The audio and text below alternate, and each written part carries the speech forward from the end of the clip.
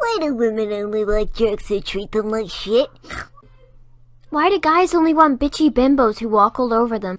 I myself do not know everything about the High Ones. Only that they are part of something we call the cycle. The civilization arises and blossoms, and then, always at the same stage of their development, the High Ones appear, and with them, the Red Madness. People start losing their minds, wars erupt, and chaos rules. Until 2 or 3 years later, the cleansing happens.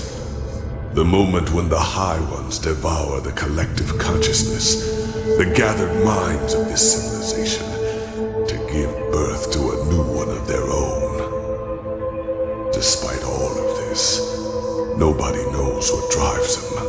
Perhaps they act out of malice, out of an urge to survive, or perhaps they do not even have a will of their own, but are like a force of nature. But I do know one thing, as powerful as they might be, it is mankind who gives them that power. We make them into what they are, because what nobody understands is simply this.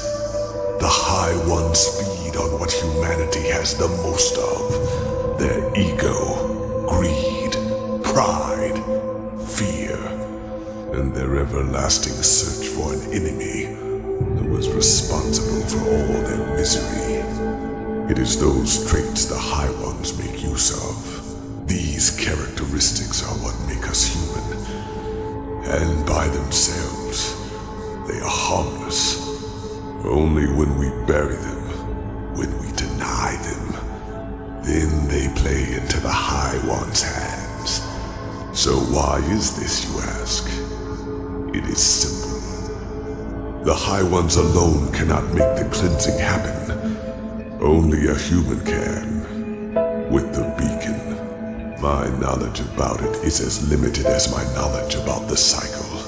It has existed since the beginning of time. And despite what you might now believe, the ancient writings about it are true. Lit by the ones who carry the Numenos, it can banish the High Ones once and for all. But it can also destroy us. Because what happens when it is lit without a core is far more than an explosion.